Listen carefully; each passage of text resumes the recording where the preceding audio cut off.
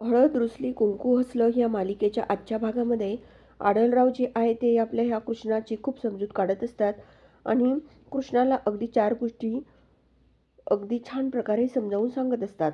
तेव्हा कृष्णा बोलते की नेमकं तुम्हाला काय बोलायचं तेच मला समजत नाही. तेव्हा आढळराव बोलतात की तुला असं वाटतं की माझ्याकडून खूप लई मोठी चूक घडली हे मान्य आहे, परंतु छोटीशी चूक घडली ग कृष्णा तुझ्याकडून.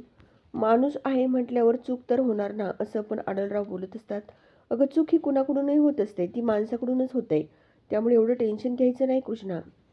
जे माणूस प्रयत्न करायला जातं ना तेच चुकतं. जे माणूस वर पाय करून बसतं ना त्याच्याकडून काहीच चुकत नाही आणि ह्या चुकांमधून शिकणं त्याला माणूस म्हणतात. आत्तापर्यंत तू खूप संकटांना तोंड दिलेलं आहे कृष्णा आणि आता तू कुठेतरी कृष्णा आपल्या दुष्यंतची बायको झालेली आहे असं जेव्हा आढळराव कृष्णाला बोलतात तेव्हा कृष्णा हळूच मान हलवते. खरोखर खूप धीट आणि हिंमतवान मुलगी आहे. अगं आमच्या दुष्यंतची बायको अशी मुळमुळ रडणारी नको आहे आम्हाला, अशी धीटवान खमकी पोरगी हवी आहे असं पण आढळराव बोलत असतात. तेव्हा कृष्णा ही थोडीशी हसत असते. कुठलंही संकट येऊ दे मी आहे अशी उभी, असं बोलायला पाहिजे कृष्णा तू. बघ आता तुला काय करायचं, मी चार गोष्टी तुला सांगितल्या, तुझ्या कानावर घातल्या. एक बाप म्हणून मी तुला हे सर्व सांगितलं बरं का कृष्णा. जे काही घडलं आहे त्यामुळे डोळ्यातलं पाणी जे आहे ते असं वाया घालायचं नाही, असं खचायचं नाही बाळा, उलट असं हिमतीने लढायचं. मी तुला सर्व काही सांगण्याचा प्रयत्न केला, बाकीची हवा तर आहेच, असं जेव्हा आढळराव बोलतात तेव्हा आता कृष्णा थोडासा विचार करू लागते. तेव्हा इकडे ह्या दुष्यंतच्या बाबांचं म्हणणं जे आहे ते सर्व पटतं ह्या कृष्णाला. कृष्णा बोलते की थोरले सरकार, मला सर्व पटलंय तुमचं बोलणं. इथून पुढे मी रांगडे पाटलांची सून म्हणून लढणार. देवी आईची शपथ घेऊन सांगते तुम्हाला मी आता, आमच्या संसारामध्ये मी कुणाला मध्ये येऊनच देणार नाही, असं पण ही कृष्णा आता आढळरावांना शब्द देते. तेव्हा आढळराव मात्र खूपच खुश होतात. आता कृष्णाही खुश झालेली असते. दुसरीकडे असं बघायला मिळतं की दुष्यंत रूममध्ये असतो, कृष्णाही रूममध्ये असते आणि तेवढ्यामध्ये इकडे ह्या आपल्या दुष्यंतच्या मोबाईलवरती कॉल येतो. तेव्हा इकडे दुष्यंत बोलतो की बोल ना चार्ली. तेव्हा चार्ली बोलतो की अरे आता हा चार्ली जो आहे तो सर्व या दुष्यंतला खोटं बोलत असतो. त्याला फक्त दुष्यंतला तिकडे मुंबईमध्ये बोलून घ्यायचं असतं. तेव्हा दुष्यंत बोलतो की येतो मी तिकडे, काही प्रॉब्लेम नाही. तर आता इकडे चार्ली बोलतो की ये बरं का. त्यावर आता इकडे दुष्यंत जो आहे तो इकडे आता कंपनीकडे जायला निघालेला असतो. ही समोर जी आहे ती गौतमी आता या चार्लीच्या समोर उभी असते. तेव्हा इकडे आता दुष्यंत फोन ठेवतो आणि लगेच बोलतो की आपल्याला आता निघावं लागेल. तेव्हा कृष्णा बोलते की कुठं जाणार आहे तुम्ही. तेव्हा इकडे दुष्यंत बोलतो की मला जायचं आहे, थोडं माझं काम आहे. त्यानंतर इकडे कृष्णा बोलते की मी पटकन स्वयंपाक रूममध्ये जाते आणि तुमच्यासाठी स्वयंपाक बनवते, असं म्हणत कृष्णा तेथून जाते. दुष्यंत जो आहे तो मोबाईल हातामध्ये घेऊन बघत असतो. इकडे कृष्णाची आई ती भाजी निवडत असते, भक्ती असते. तेवढ्यामध्ये काकी तिथे येतात, बाळजाबाई समोर बसलेल्या असतात. तेवढ्यामध्ये इकडे काकी लगेच बोलतात की कालची परीक्षा जी आहे ती कृष्णा ही फेल झाली, आता पुढे काय नवीन डाव आहे. तेव्हा बाळजा बोलते की पुढे पुढे आहे ना नवीन डाव. आज कृष्णा दुष्यंतसाठी त्याच्या आवडीचं पास्ता का काय म्हणत नाही का गं त्याला, हंग ते बनवणार आहे, असं पण ही बाळजा काकीला बोलते. तेवढ्यात काकी बोलते की काय पास्ता बनवणार. तेव्हा इकडे बाळजा बोलते की हो, माझ्या मुलाला जे जे आवडतं ते ते तिला जमायलाच पाहिजे. तिला जर नाही आवडलं तर तिचंच पण तिला खात राहील.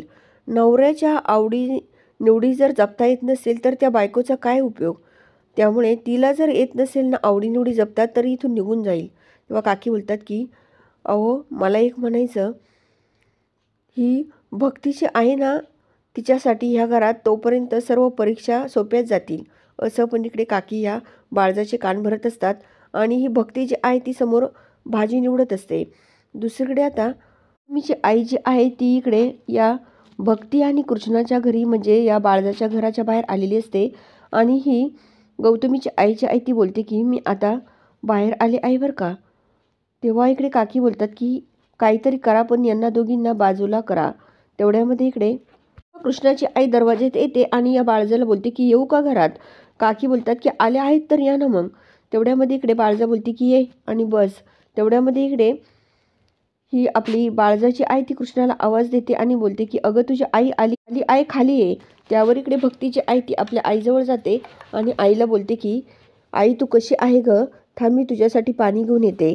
असं म्हणत भक्तीची आई ती आपल्या आईला पिण्यासाठी पाणी देते. त्यानंतर आई पाणी पिते. तेव्हा इकडे बाळजा बोलते की काय विहीनबाई, आज कसं येणं केलंय.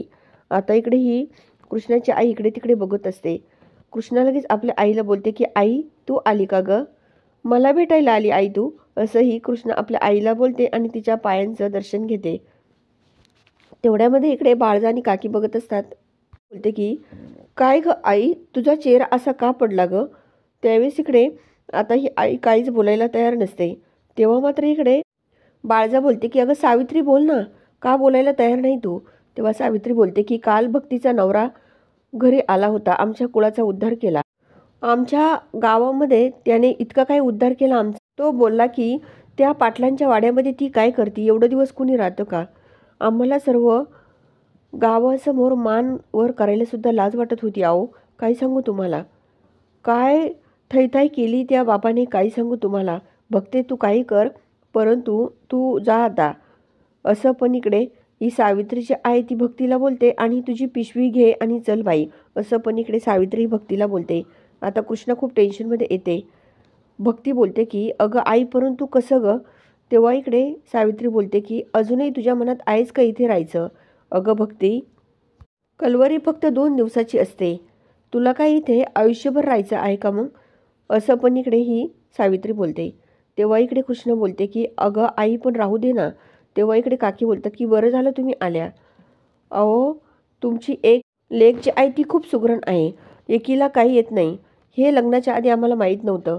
तेव्हा इकडे बाळजा बोलते की जाऊ दे मैनावती, नसेल येत तिला, आपण तिला आता पंखाखाली घेतलंय ना. असं पण इकडे ही बाळजा बोलत असते. तू तर किती दिवस अशी धावत येणार ग तिच्यासाठी, असं पण बाळजाबाई बोलत असतात. तेव्हा आता इकडे ही बाळजाची आहे ती आता बघते की आता बरं झालं ही जाणार. मित्रांनो आता ही भक्तीची आहे ती आता निघालेली असते बरं का सावित्री बरोबर. तेव्हा भक्ती बाळजाला बोलते की माझ्या कृष्णाला काही चुकलं पिकलं तर मोठ्या मनाने माफ करा बरं का. असं पण भक्ती ही बाळजाला बोलत असते.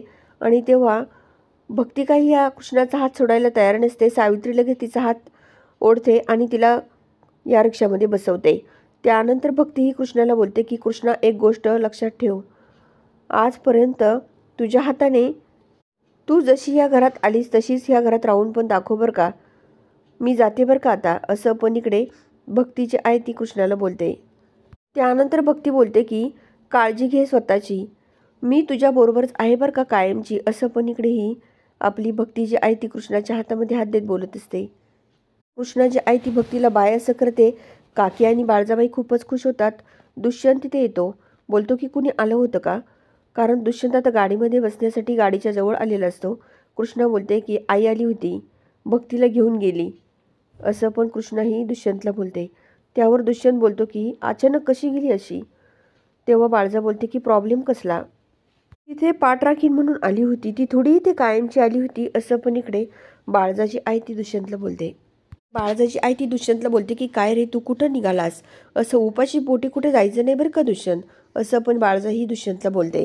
आता दुष्यंत तिकडे चार्लीने बोलवलेल्या ठिकाणी चाललेला असतो. ना तुझ्यासाठी पास्ता बनवणार आहे, तेवढा खाऊन जा. असं बाळजाही आपल्या दुष्यंतला बोलते. त्यावर दुष्यंत बोलतो की नाही मला लेट होतंय, मी निघतो आता. तेव्हा इकडे कृष्णाही बोलते की अहो दुष्यंत सरकार खाऊन जा ना, इतका पास्ता मी पटकन बनवते. असं कृष्णाही जेव्हा बोलते तेव्हा इकडे दुष्यंत बोलतो की अगं कृष्णा, तुझ्या हातचा पास्ता खायचा एवढी रिस्क नाही घेऊ शकत ग मी. असं पण इकडे हा दुष्यंत बोलत असतो. अगं पास्त्यामधील तरी बनवता येतो का तुला. आई तू जर बनवणार असशील तर मी खाईल, परंतु आल्यावर खाईल, मला लेट होतंय. असं दुष्यंत आईला बोलतो आणि गाडीमध्ये हा दुष्यंत बसतो. बाळजा बोलते की कृष्णा चल बाई, आता इथून पुढे तुला काय करायचं ते एकटीलाच करायचंय. असं पण इकडे बाळजाही कृष्णाला बोलते. इथून पुढे आता तुझी ही परीक्षाच असणार आहे बरं का, असंच समज. असं पण इकडे ही बाळजा या कृष्णाला बोलते. जो आहे तो इकडे आलेला असतो. चार्ली आणि ही गौतमी दोघेही दुष्यंतची वाट बघत असतात. तेवढ्यामध्ये दुष्यंत गाडीच्या खाली उतरतो. चार्ली समोर उभा असतो. दुष्यंत जो आहे तो चार्लीजवळ जातो आणि चार्लीला आवाज देतो. तेव्हा चार्ली लगेच दुष्यंतला जाऊन मिठी मारतो. त्यावेळेस इकडे दुष्यंत बोलतो की कुठे आहे ते साहेब. कंपनीचा बॉस जो रैनाज सर असतो तो या दुष्यंतसमोर येऊन उभा राहतो. आता दुष्यंत त्याच्याकडे खूप रागाने बघत असतो, कारण दुष्यंतला त्या रैनाज बॉसची खूप चिड आलेली असते. तर इकडे ही गौतमी जी आहे ती गाडीच्या आड उभी राहून सर्व बघत असते. त्यानंतर दुष्यंत आता चार्लीचा शर्ट पकडतो आणि बोलतो की मला फसवलंस, इकडे बोलावलंस. त्यावेळेस इकडे रैनाज बॉस बोलतो की दुष्यंत माझ्याकडे दुसरा कुठलाच ऑप्शन नव्हता रे, प्लीज.